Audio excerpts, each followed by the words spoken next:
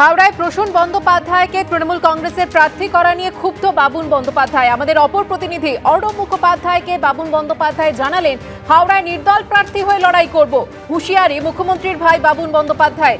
মোহনবাগানের এজিএম এর সময় প্রসূন যে দুর্ব্যবহার করেছিলেন তা ভুলিনি।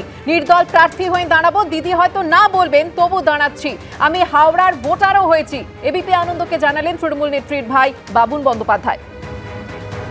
হাওড়ায় নির্দল প্রার্থী হয়ে দাঁড়াবো হুঁশিয়ারি দিলেন মুখ্যমন্ত্রীর ভাই বাবুন বন্দ্যোপাধ্যায়। মোহনবাগানের এজিএম এর সময় প্রসূন যে দুর্ব্যবহার করেছিলেন তা ভুলিনি, এমনটাই দাবি করলেন তিনি। সেই সঙ্গে এও জানিয়ে দিলেন, নির্দল প্রার্থী হয়ে দাঁড়াবো, দিদি হয়তো না বলবেন, তবু দাঁড়াচ্ছি। আমি হাওড়ার ভোটারও হয়েছি, এবিপি আনন্দকে জানিয়ে দিলেন তৃণমূল নেত্রীর ভাই বাবুন বন্দ্যোপাধ্যায়। তৃণমূল কংগ্রেস 42টি আসনে লোকসভা নির্বাচনে তাদের প্রার্থী তালিকা ঘোষণা করেছে রবিবার ব্রিগেডের মঞ্চ থেকে। তারপর থেকে একের পর এক ক্ষোভ বিক্ষোভ সামনে আসছে। এবার খোদ মুখ্যমন্ত্রীর পরিবার থেকে সেই ক্ষোভ সামনে এলো। খোদ মুখ্যমন্ত্রীর ভাই বাবুন বন্দ্যোপাধ্যায় তিনি ক্ষোভ প্রকাশ করে বললেন, হাওড়ায় প্রসূন বন্দ্যোপাধ্যায়কে প্রার্থী করা ঠিক হয়নি। যে ক্লাস 5 পাস করতে পারে না তাকে গ্র্যাজুয়েশন করিয়ে দেওয়া হয়েছে। প্রসূন বন্দ্যোপাধ্যায় ছাড়াও হাওড়ায় অনেক যোগ্য লোক ছিল, তবে বিজেপিতে যাওয়ার জল্পনা খারিজ করে দিয়েছেন তিনি জানিয়েছেন, মমতা বন্দ্যোপাধ্যায় যতদিন বেঁচে থাকবেন তৃণমূল ছাড়ার প্রশ্ন নেই।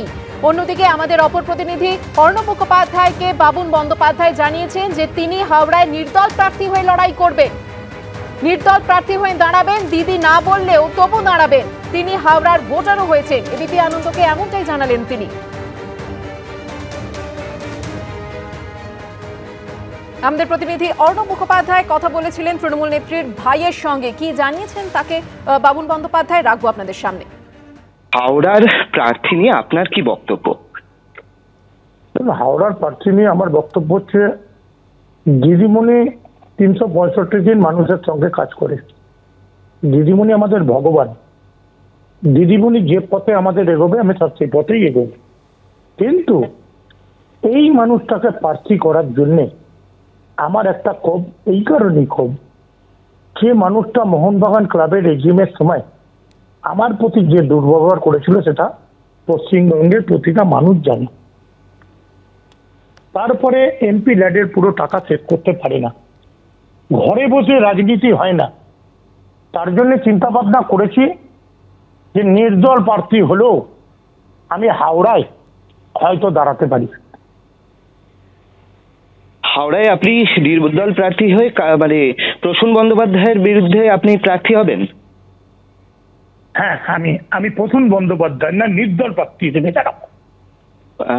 মানে কার বিরুদ্ধে দাঁড়াচ্ছেন?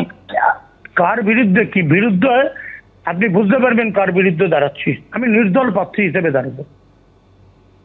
কোন কেন্দ্র থেকে দাঁড়াবেন? হাওড়া। ওখানে তো ইতিমধ্যেই আপনি বোধহয় ভোটার হয়েছেন। ইতিমধ্যেই ভোটার হয়েছি।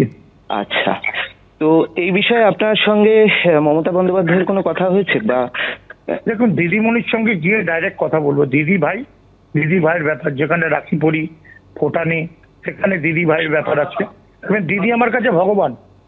দিদির কথা আমি অক্ষরে অক্ষরে পালন করি। দিদির সঙ্গে আমার কোনো মতভেদ নেই, বা মতভেদ হওয়ার কোনো জায়গাও নেই। তাহলে আপনি নির্দল প্রার্থী হিসেবে দাঁড়াচ্ছেন বা দাঁড়ানোর হিসেবে দাঁড়াবো, সেটা নিশ্চয়ই দিদির কাছ থেকে আশীর্বাদ চাইবো। দিদি হয়তো না বলবে, আমি জানি। দিদি হয়তো না বলবে জানি, তাহলে আমি দিদিকে বোঝানোর চেষ্টা করবো কেন দাঁড়াচ্ছি।